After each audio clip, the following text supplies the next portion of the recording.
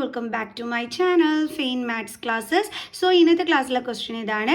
A sector is cut from a circle of radius 42 cm.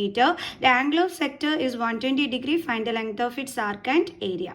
Simple question, എളുപ്പമുള്ള question. അപ്പോൾ എങ്ങനെയാണ് ചെയ്യുന്നതെന്നുള്ളത് നോക്കിക്കോളാം. അപ്പോൾ മിസ്സിൻ്റെ ചാനൽ സബ്സ്ക്രൈബ് ചെയ്യാത്തവർ please subscribe my channel, maximum share ചെയ്ത് സപ്പോർട്ട് ചെയ്യുക, ബെല്ലൈക്കണം എനേബിൾ ചെയ്യുക. ഓക്കെ, അപ്പോൾ ഒരു സെക്ടറിൻ്റെ കാര്യമാണല്ലേ നമ്മളടുത്ത് പറഞ്ഞിരിക്കുന്നത്.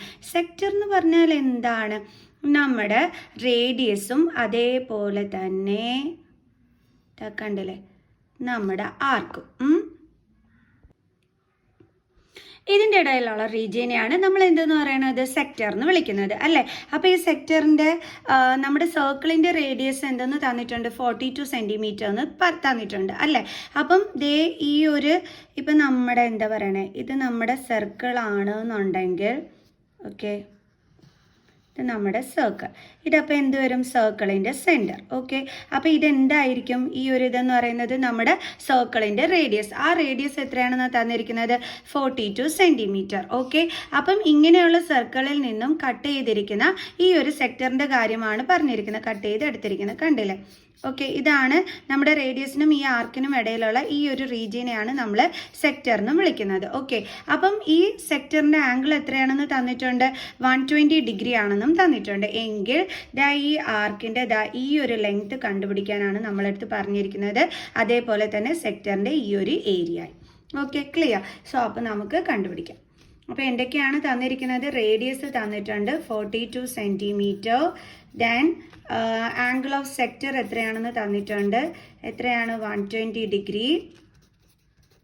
ആൻഡ് കണ്ടുപിടിക്കാൻ പറഞ്ഞിരിക്കുന്നത് ലെങ്ത് ഓഫ് ഇറ്റ്സ് ആർക്ക്. ഈ ആർക്ക് കണ്ടുപിടിക്കാനായിട്ട് നമുക്കൊരു ഫോർമുല അറിയാലോ. എന്താണ് നമ്മുടെ ഫോർമുല?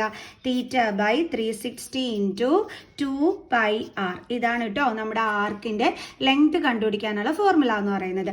അപ്പോൾ നമ്മുടെ തീറ്റ എത്രയാണ് ഇവിടെ തന്നിരിക്കുന്നത്? 120. സോ 120/360 × 2 × പൈയുടെ വാല്യൂ എന്താണ്? 22/7 × ഇവിടെ r എന്ന് പറഞ്ഞ് തന്നിരിക്കുന്നത് എത്രയാണ്? 42. ഓക്കെ, അപ്പോൾ നമുക്ക് ദേ ഈ 7ഉം 42ഉം കൂടി കട്ടാവും 6.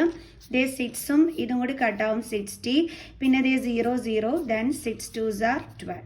അപ്പോൾ ഇനി ബാലൻസ് എന്തൊക്കെയാണ് ഉള്ളത്? 2 × 2 × 22 is equal to 4 × 22 എത്ര കിട്ടും നമുക്ക്? 88 സെൻറ്റിമീറ്റർ. ഓക്കെ,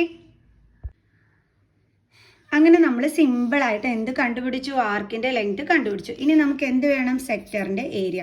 അപ്പം area of sector is equal to, അത് കണ്ടുപിടിക്കാനുള്ള ഫോർമുല എന്താണ്? θ/360 × πr² ഇസ് ഈക്വൽ ടു, തീറ്റ എന്ന് പറയുന്നത് ഇവിടുത്തെ ആംഗിൾ എത്രയാണ് തന്നിരുന്നത്? 120. സോ 120/360 × 22/7 × നമ്മുടെ റേഡിയസ് എത്രയായിരുന്നു? 42. സോ 42 × 42, കാരണം r² ആണ്. അപ്പോൾ ദേ നമ്മൾ ഇതും കട്ടാകും 6, ഇതും കട്ടാകും 60. നേരത്തെ പോലെ തന്നെ ഇതും കട്ടായി പോവും. Then 6 2s are 12.